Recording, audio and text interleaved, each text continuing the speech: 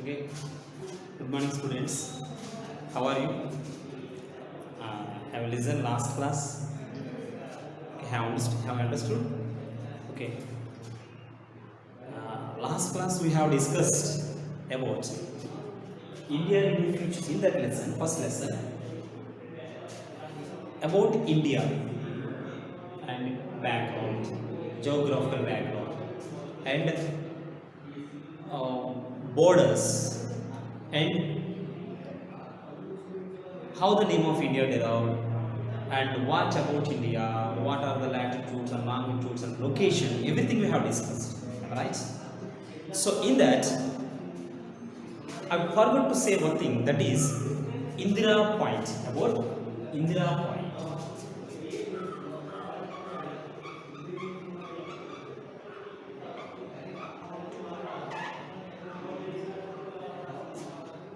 What is Indira point?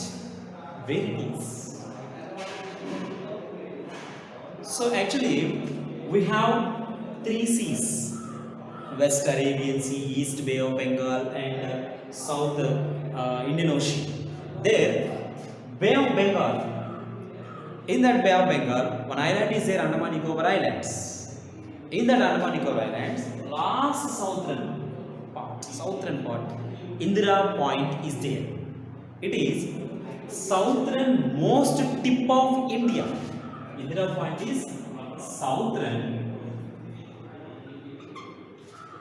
most tip of India. Southernmost tip of India. So how the name of Indira Point? Actually, once it is known as Pygmalion land. Indira Point actually is Pygmalion land. Pygmalion land or point. Pygmalion land or point. So that is later, when it was after death of Indira Gandhi, our honorable Prime Minister once, she was died in 1984. After death of Indira Gandhi, the Pygmalion land renamed as Indira Point.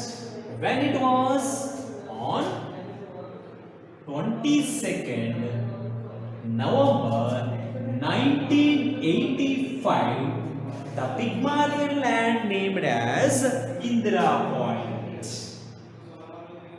So this Indira Point is there in Andaman Nicobar Islands, last area. If you observe map, there what happened? At present, Indira Point is not there. Why?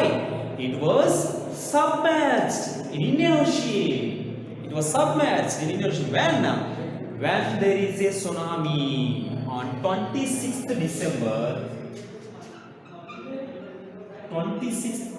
December 2004, by the tsunami,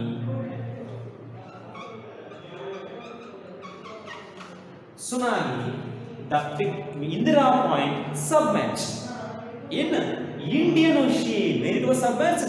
Indian Ocean. It was mixed. It was disappeared. It was mixed in Indian Ocean. That is Indira Point. That is about Indira Point. Now, coming to the main topic, India, its relief features. So, have understood this one? Now we'll see India, its relief features.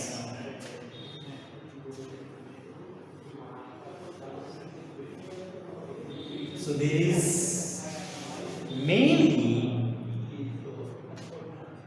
how many relief features are there in India? How many relief features are there, or relief divisions are there in India? How many relief divisions are there? Or how many relief basins are there? And how many relief features are there? Features are basics and divisions. Mainly features and divisions. How many relief divisions are there in India? How many relief features are there in India? There are 6. There are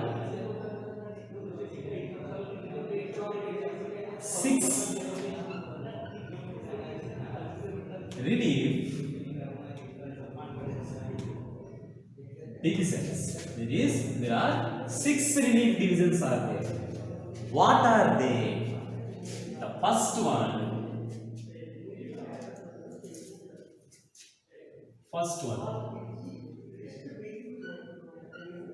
the Himalayas.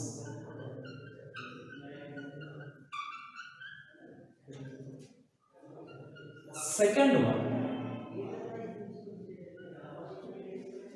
the Indo-Gangetic plains. Third one, the peninsular plateau. And fourth one,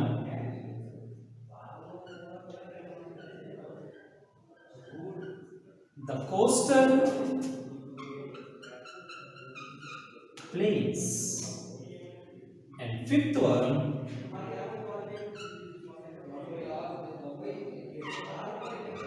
the desert. And last but not least, the sixth one,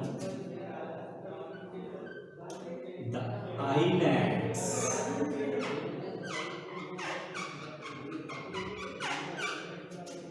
Okay, these are 6 relief divisions of India. Relief features of India are relief divisions of India. How many? 6. Himalayas, the Indo-Gangetic plains, the peninsular plateau, the coastal plains, the desert, the islands. Okay, now one by one we will discuss. So first one, the Himalayas. First one, the Himalayas. We'll see now first about Himalayas. Where those Himalayas are located? The northern part of India. The Himalayas are located.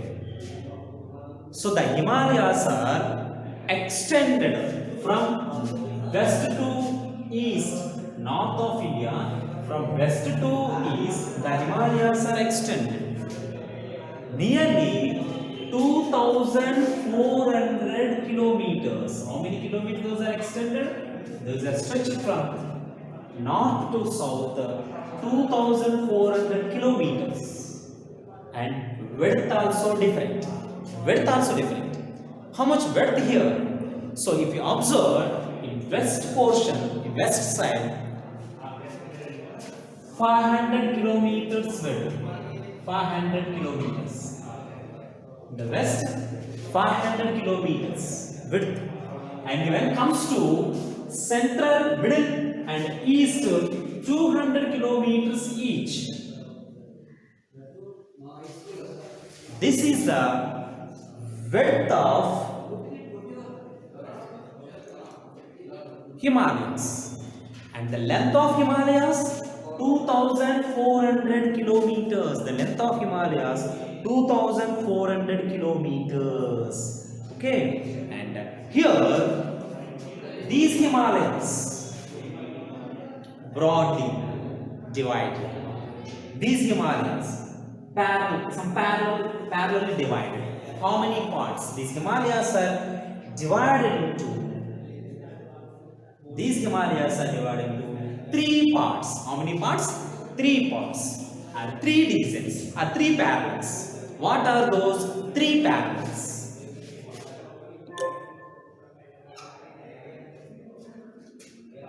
First one, Greater Himalayas. Okay, I will write here. Note down, this is in your notes. And I will write here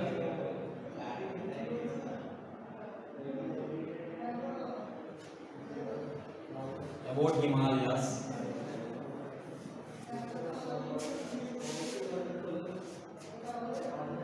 These Himalayas, first 3 parallel divisions. First one, the Greater Himalayas.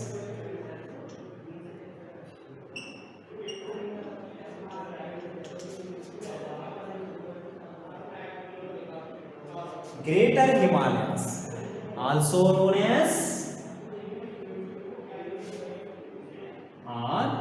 Himadri. Greater Himalayas, also known as Himadri. Second one, the lesser Himalayas,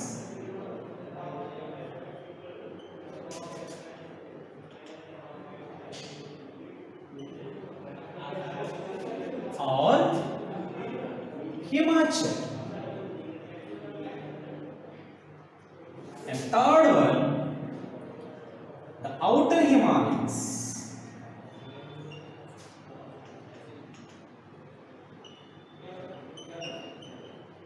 or Shivalis.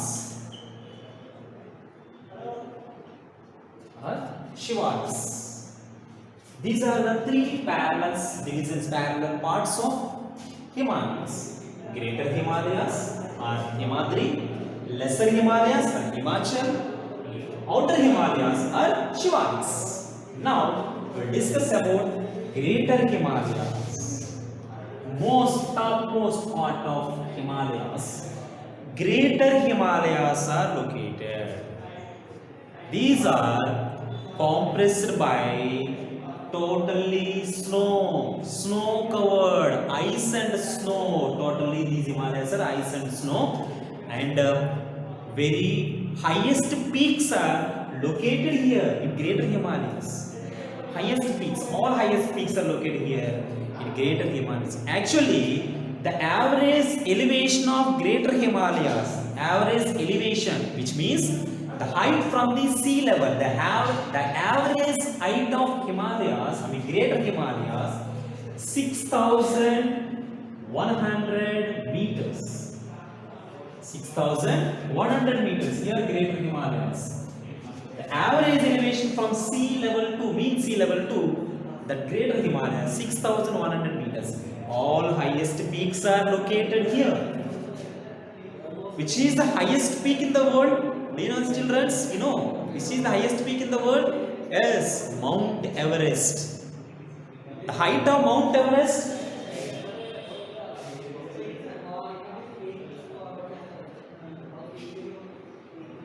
8,848 meters. 8,848 meters height, the highest peak that is in the world, Mount Everest. The Mount Everest located in this Greater Himalayas. Actually, that is located in Nepal. The Greater Himalayas there. So, the Himadri. So, 8,848 meters highest peak in the world also located in this Greater Himalayas.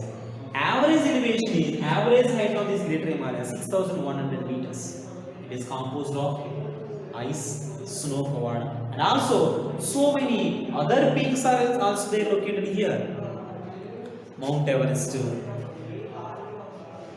Dhaulagiri, Makalu, Manaslu, Nangaprabhat, Annapurna, Nandadevi. Like there are so many different hills are located, highest peaks are located in this Greater Himalayas. Okay, have understood, students? Next one, here, totally this is about this Greater Himalayas. After that, the south of Greater Himalayas, which is located, the south of Greater Himalayas, the Lesser Himalayas are located. The Lesser Himalayas are also known as Himachal. Now we'll discuss about Himachal or Lesser Himalayas. So these Lesser Himalayas, rugged relief. These Lesser Himalayas are rugged relief. So there is in Lesser Himalayas,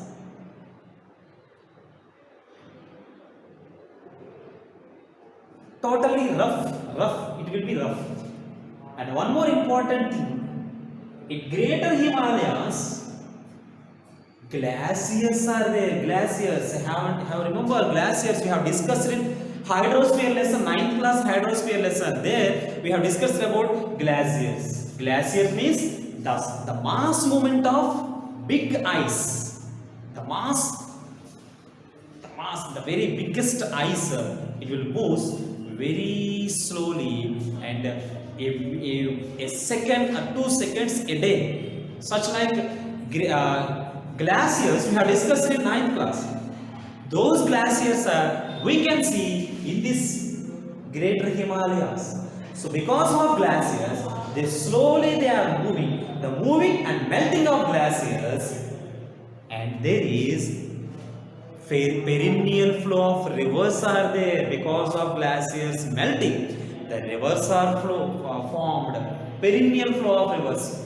What about perennial flow of rivers? What about perennial rivers? We will see here. Perennial rivers means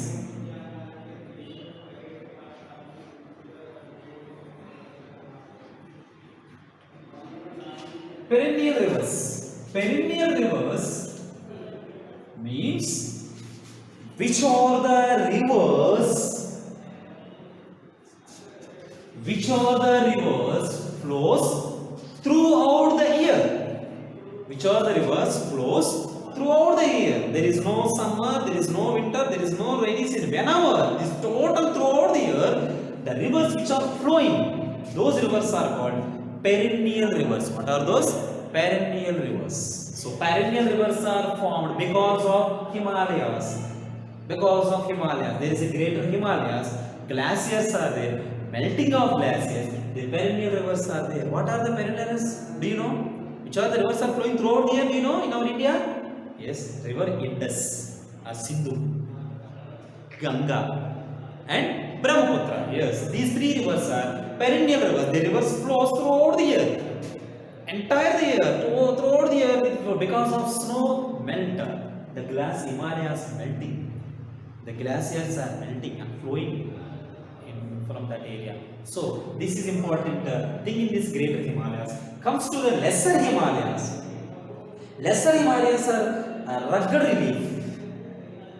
And if you see the elevation of rugged this lesser Himalayas, 3,700 meters to lesser Himalayas elevation. I mean height from the sea level, 3,700 meters to 4,500 meters. 3,700 meters to 4,500 meters.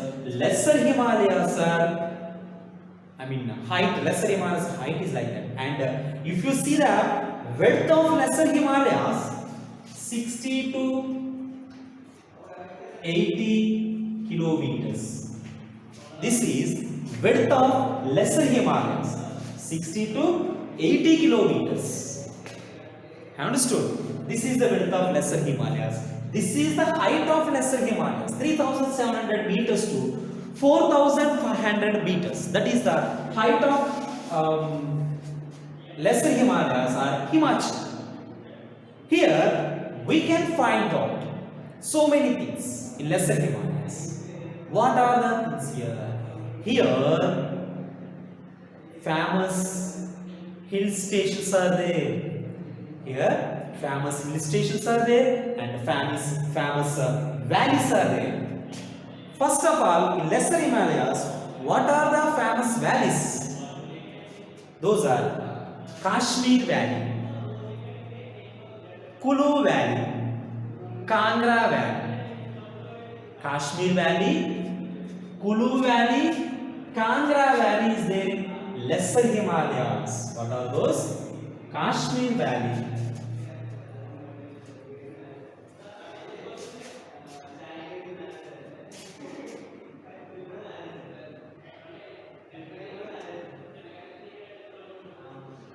Kashmir Valley, Kulu Valley, and Kangra Valley. Beautiful valleys are, you know valleys, V-shaped valleys. Top broad, bottom narrow. So V-shaped valleys. These side, three valleys are there. Kashmir Valley, Kulu Valley, Kangra Valley. Kashmir Valley in Jammu and Kashmir. And Kulu and Kangra is Himachal Pradesh.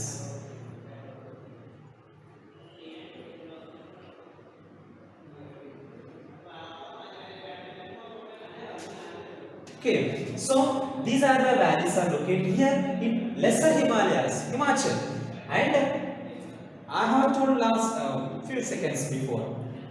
Famous hill stations are there. What are the famous hill stations? Famous hill stations also located here. Those are Simla, Mussoorie. These are the valleys. Hill stations are right here. Simla, Mussoorie, Nainital, Simla, Mussoorie, Nainital, okay, and Ranikhet.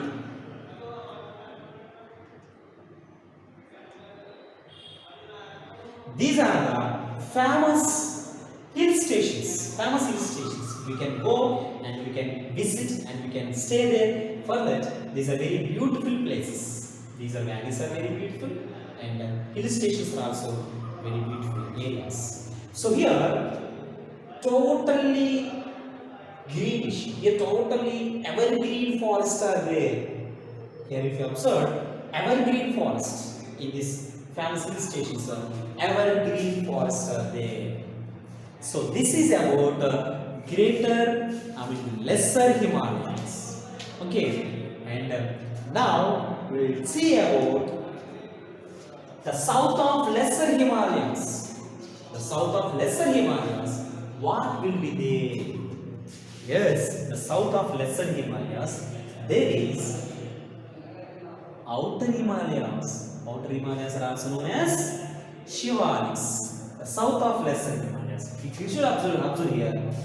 Topmost Himalayas, north, greater Himalayas, Himadri. Next, lesser Himalayas, the south of Himadri, Himachal. The south of Himachal, Shivaliks. Those are outer Himalayas. We will discuss now about Shivaliks. So I am dropping here.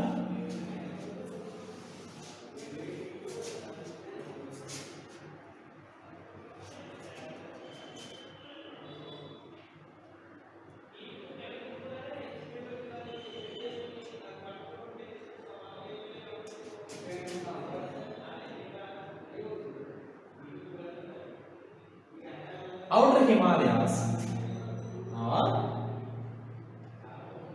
Shivaliks. Outer Himalayas are Shivaliks. These are totally extended 10 to 50 kilometers. These are extended 10 to 50 kilometers. 10 to 50 kilometers. These Shivaliks are there, and the elevation is 900 to 1100 meters. Height from the sea level 900 to 1100 meters. Water compost consists of, what is consist of? Totally igneous and hot igneous and crystalline metamorphic rocks. Composed of igneous, crystalline, metamorphic rocks are there. Understood? Like that. So here, these Shivaliks are named in different areas and different names. Shivaliks. For example, the Shivaliks are known as in Arunachal Pradesh, Mishmi Hills. Shivaliks are called Mishmi Hills in Arunachal Pradesh. Mishmi Hills. Mishmi Hills in Arunachal Pradesh. Okay. Next, Kachar Hills in Assam.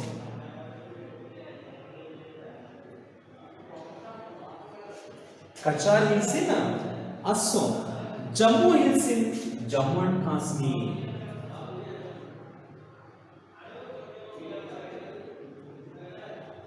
Jammu Hills in Jammu and Kashmir. Mishmi Hills in Arunachal Pradesh.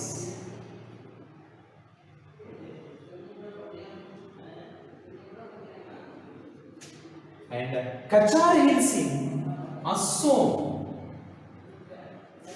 And Jammu Hills in Jammu and Kashmir. So these are the hills is these Shivalis are known as lines, which means like the valleys lying between lesser Himalayas and Shivalis are known as duns or dunes. The valleys lying between lesser Himalayas and Shivalis are known as duns. D-U-N-S. Duns.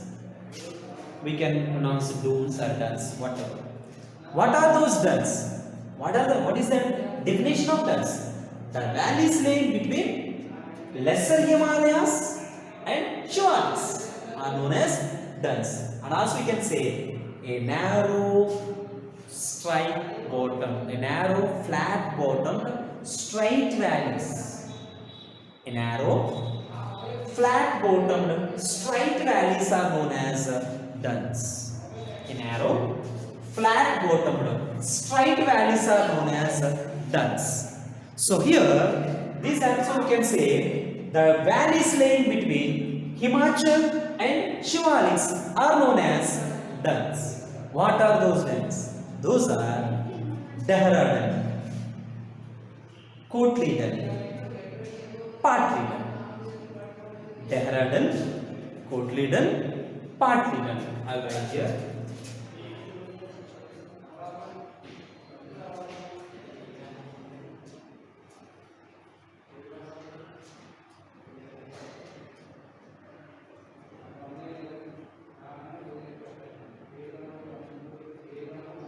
Dehradun, Kotli Dun and Patli Dun. See here, Dehradun in Uttarakhand. We know the capital of Uttarakhand. What is the capital of Uttaranchal or Uttarakhand? Dehradun. So it is one of the dune. Next, Patlidan are also located in Uttarakhand. Both are located in Uttarakhand. And Kotlidan located in Jammu and Kashmir. Okay, understood. Dehradun located in Uttarakhand. Patlidan also located in Uttarakhand. But Kotlidan located in Jammu and Kashmir. So this is about the lesser Himalayas. Here, so I have understood about the greater Himalayas, the lesser Himalayas, and the Shivalis. I understood. So these are the things we have discussed in the Himalayas, and also so many important things are there about Himalayas. The Himalayas extended here. This is greater Himalayas, and this is lesser Himalayas. These are the outer Himalayas or Shivalis. And here the Himalayas are extended in northeast up to Brahmaputra Valley. Up to Brahmaputra Valley. Here Brahmaputra Valley is there. And in Arunachal Pradesh, Dihang Valley. From Brahmaputra Valley to Dihang Valley, it was extended. It is extended up to there. And here, these Himalayas run up to here, Arunachal Pradesh, and bend like a hairpin, and run south direction, and toward. So Purvanchal, here will be the Purvanchal. So what is Purvanchal? Purvanchal. What is Purvanchal? Purvanchal, actually the Himalayas extended up to northeastern states, up to Brahmaputra Valley. Here Brahmaputra Valley will be there. After that, in Arunachal Pradesh, Dihang Valley will be there. Up to Dihang Valley, these Himalayas are extended and they run northeastern direction and bend like a hairpin bend, and south direction. And after south direction, and it is totally covered northeastern states. It covered northeastern boundary, northeastern states. This is called Purvanchal. Purvanchal in regionally different names. Purvanchal in regionally called Patkai Hills. Patkai Hills. Naga Hills. Mizo Hills,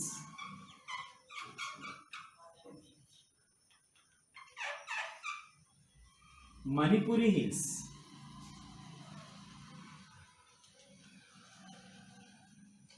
like that. Purvanchal we can call in regionally Patka Hills, Naga Hills, Mizo Hills, Manipuri Hills. So have understood what is Purvanchal? So northeast direction of India, the Himalayas extended up to Brahmaputra Valley, and the Arunachal Pradesh, in Arunachal Pradesh, Dehang Valley will be there. Up to Dehang Valley, it was covered like a hairpin bend up to the south and covered total northeastern states. This is called Purvanchal. So Purvanchal, and regionally Patka Hills in Arunachal Pradesh, Naga Hills in Nagaland, Mizo Hills in Mizoram, Manipuri Hills in Manipur.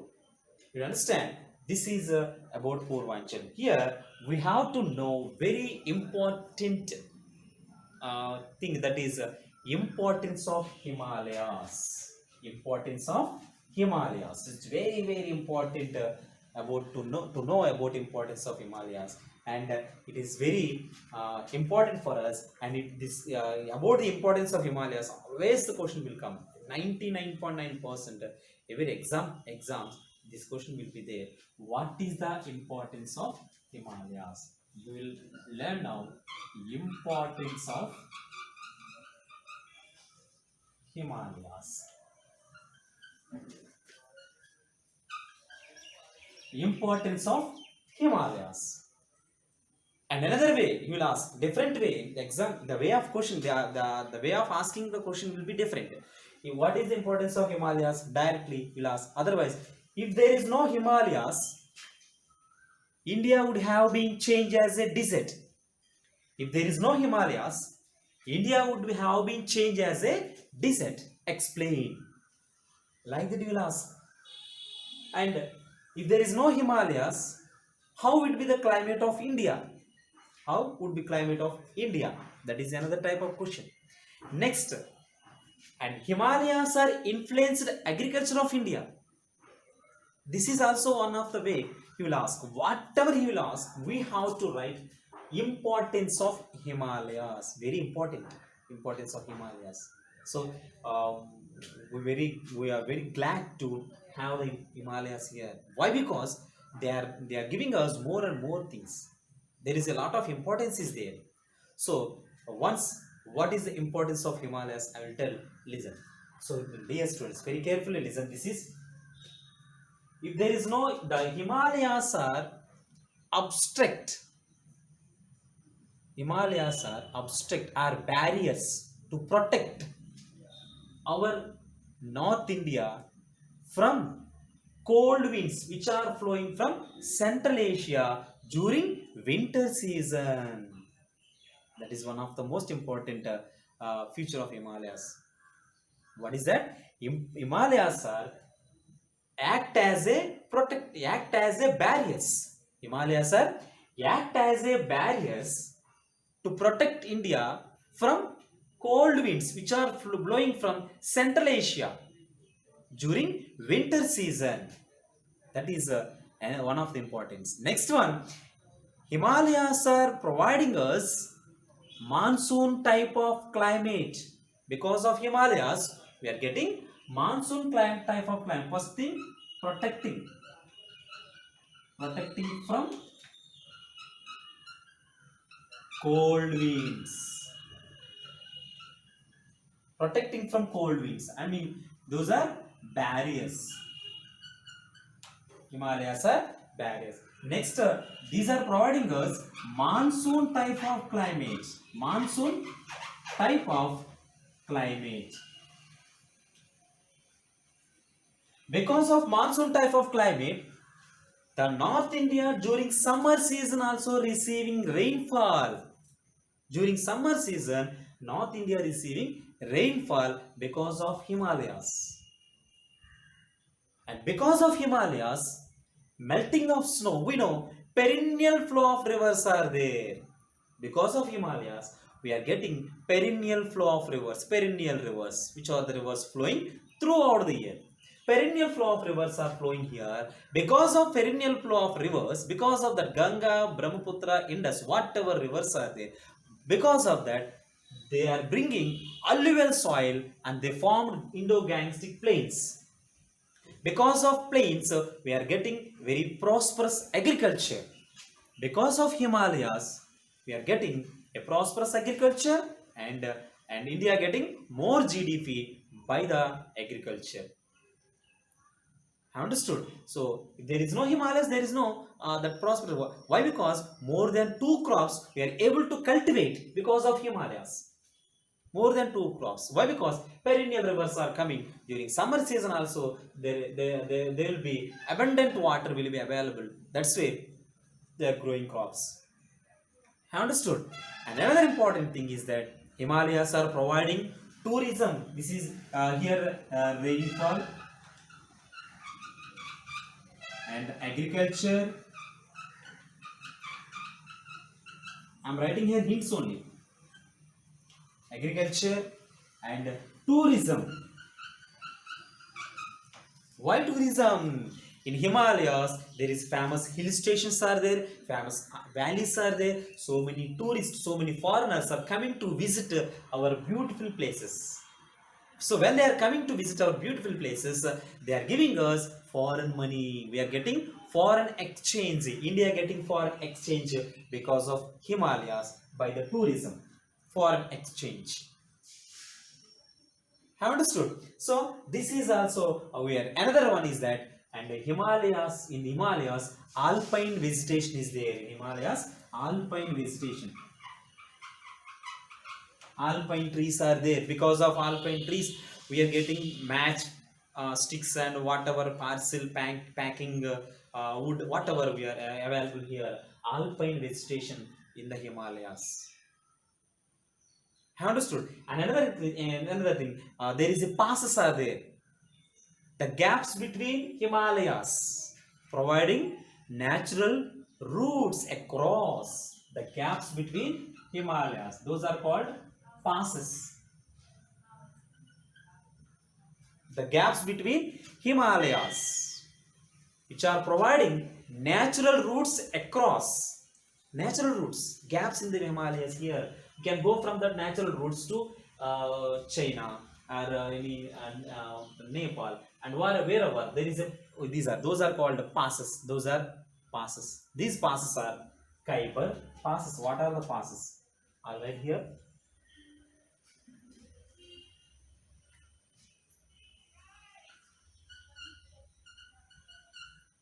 Pass. Khyber, Bolan, Shipkila, Natula, Bomidila. Shipkila, Natula, Bomidila. Khyber, Bolan, Shipkila, Natula, Bomidila. These are the names of passes in Himalayas. The natural routes, which are the gaps between Himalayas, which are providing natural routes across. Those are called passes are there here. So, if there is no Himalayas, India would have been changed as a desert. That is our answer about the importance of Himalayas. Very important thing. So, now we have completed about Himalayas, first relief division of India.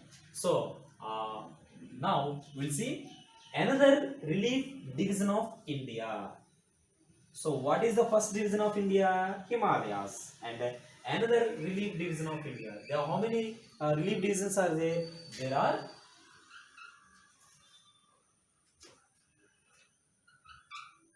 There are 6 relief divisions. First one Himalayas we have completed, and second one Indo-Gangetic plains. Indo-Gangetic plains. Second one Indo-Gangetic plains. South of Himalayas, Where is the last? Which is the last one? Shivaliks. Am I right? Himadri, Himachal, Shivaliks. And south of Shivaliks, there is Indo-Gangetic plains are there. How? Actually, these Indo-Gangetic plains are 20 million years ago. Those are shallow basin. Shallow basin. Nothing is there. Totally shallow area. But gradually, 20 million years ago,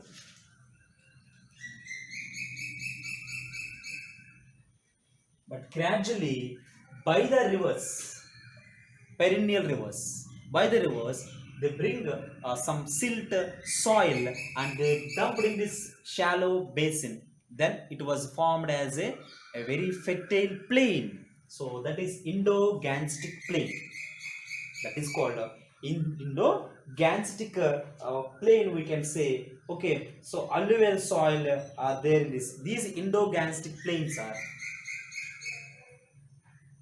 formed by three rivers, especially three rivers. What are those three rivers? We know already. What are those three rivers? Indus, Ganga, and Brahmaputra.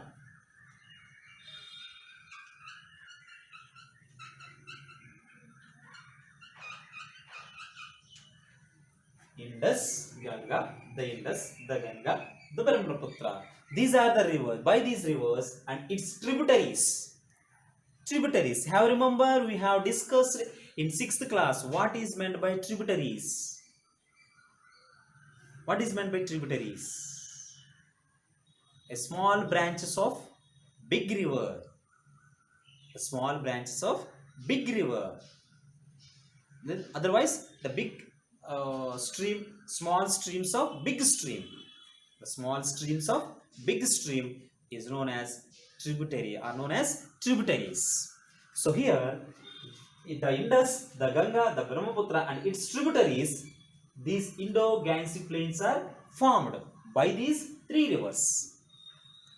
These Indo-Gangetic plains are and broadly divided as three divisions. It was divided into three divisions. Those are western part,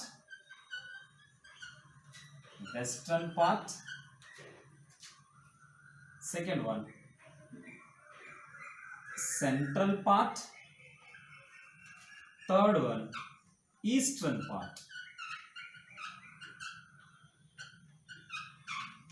Like that, these Indo-Gangetic plains are divided. I have understood how Indo-Gangetic plains are formed by the rivers, three river system and its tributaries. Three rivers and its tributaries. The shallow basin filled by alluvial soil and very fertile soil, and in this way it was formed as a plains. Have got it? So these Indo-Gangetic plains are and categorized and divided as three divisions: western part, central part, eastern part. We will discuss now about central part. Sorry, western part. We'll discuss now western part. So western part formed by the river Indus, the Indus and its tributaries. The western part was formed by the Indus, its tributaries. The Indus, its tributaries. This was formed, western part. Western part here, almost. Okay, and here, what are the tributaries of river Indus? What are the tributaries of river Indus? The tributaries of river Indus, the Jhelum,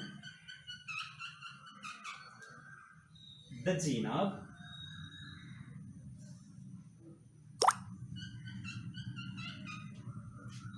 the Ravi,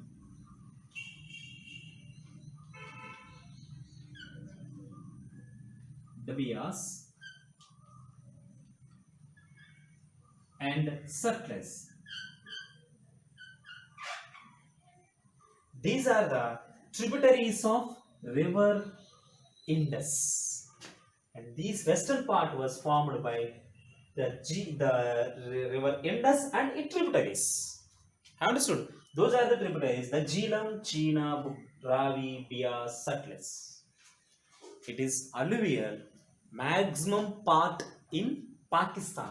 This western part, almost maximum portion in Pakistan, remaining portion in Punjab, Haryana. Some portion, a few portion, and little portion in Punjab, Haryana. Here, in this western part, we can observe Doyab feature. What we can observe? Doyab feature. What is meant by Doyab? Doyab feature. So here we will write, I will write Doyab. Doyab feature. Doyab means Doyab. Doyab means the fertile land between two rivers. The fertile land between two rivers is known as Doyab. The fertile land between two rivers is known as Doyab. It is in Telugu Antarvedi. Doyab is in Telugu Antarvedi. The fertile, for example, where we are, where we living here, in this part, which part? Here actually there is river Godavari divided into two parts here. One is Vasista and another one is Vainateya. So in between Vasista and Vainateya, the fertile land is there. Here the agriculture is very prosperous. Our soil is alluvial, almost sandy and alluvial. So this is Doyab. I understood. What is Doyab? The fertile land between two rivers. The feature we can see in this western part. Next, another one, central part. So I have understood western part. We will see the central part.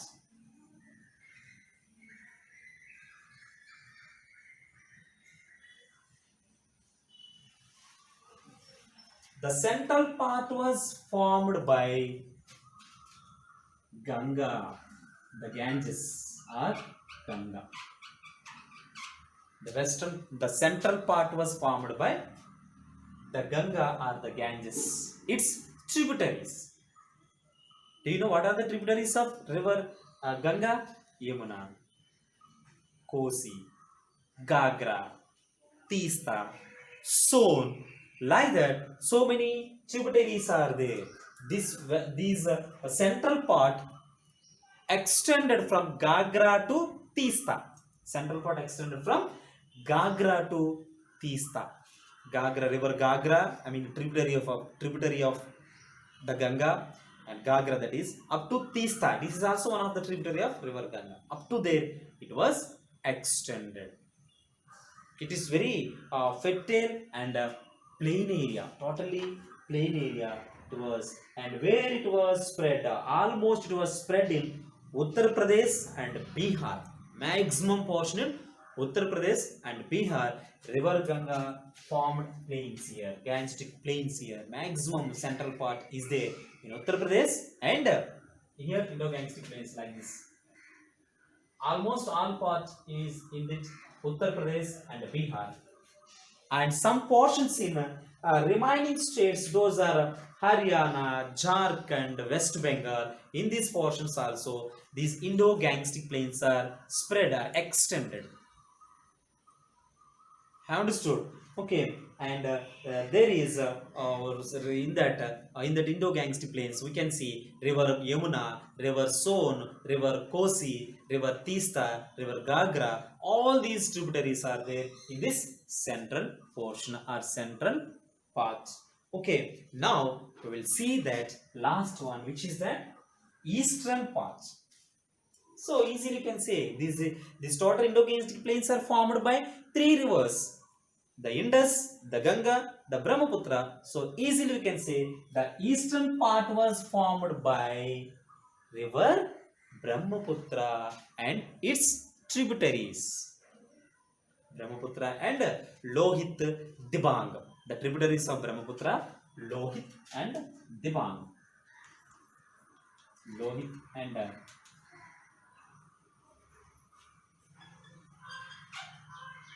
Dibang. Lohit and Dibang, the tributaries of river Brahmaputra, and these eastern part formed by river Brahmaputra and its tributaries. Its tributaries and Lohit and Dibang. Totally, it is also plain area and it is extended in Arunachal Pradesh, northeastern states, Arunachal Pradesh, also in that areas. That is about eastern portion. Now we have to see in this Indo-Gangetic plains some important features. Important features are there in Indo-Gangetic plains. What are the important features? What are those important features in Indo-Gangetic plains?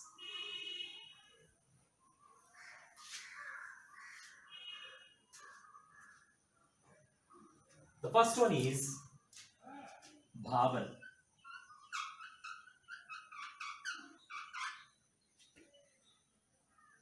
Second one is Terai.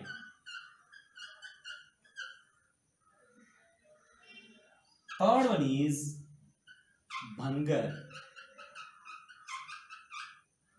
Fourth one is Khadar.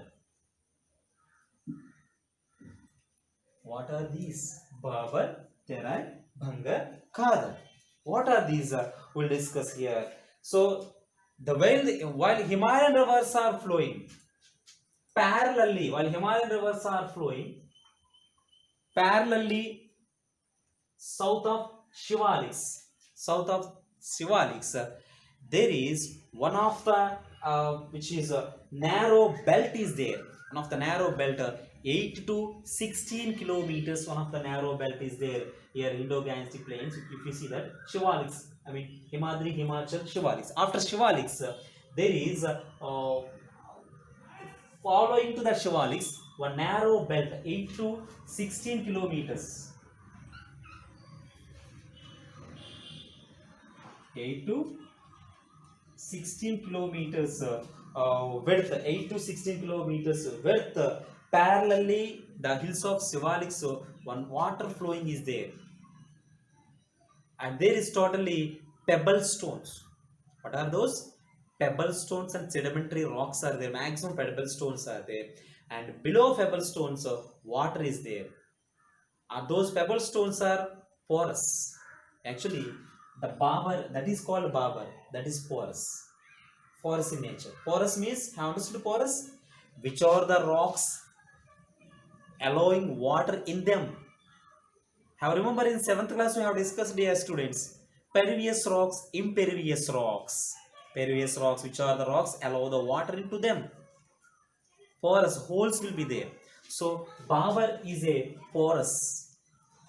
8 to 16 kilometers width, parallel to Shivaliks, it flows some distance. It flows and some of the distance.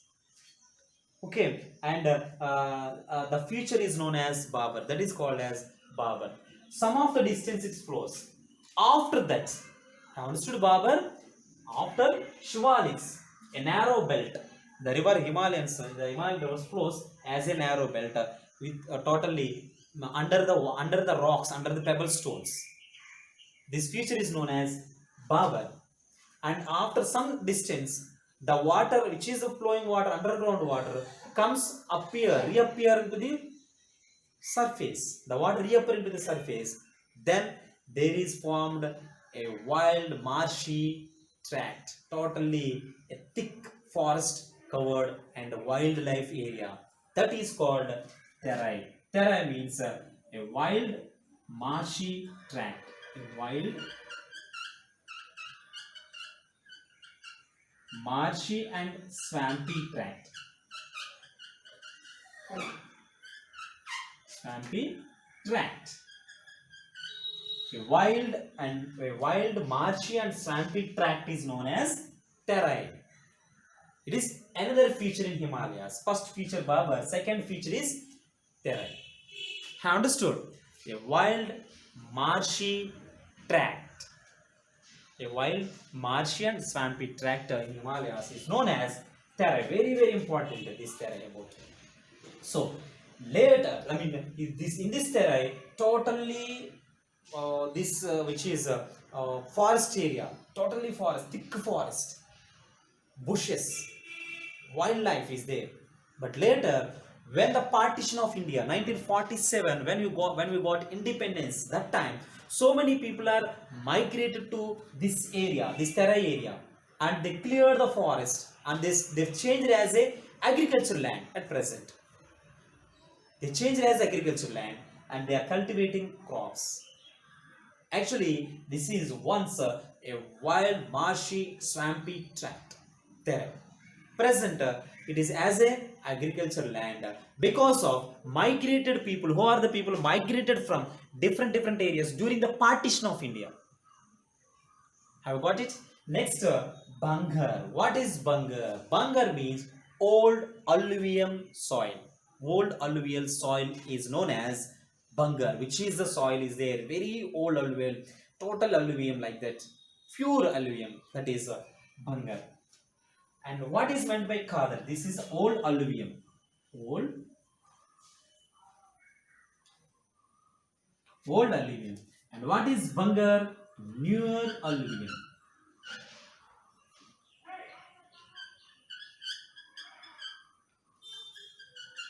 Newer alluvium. Old alluvium soil is known as Bangar. Newer alluvium soil is known as Khadar.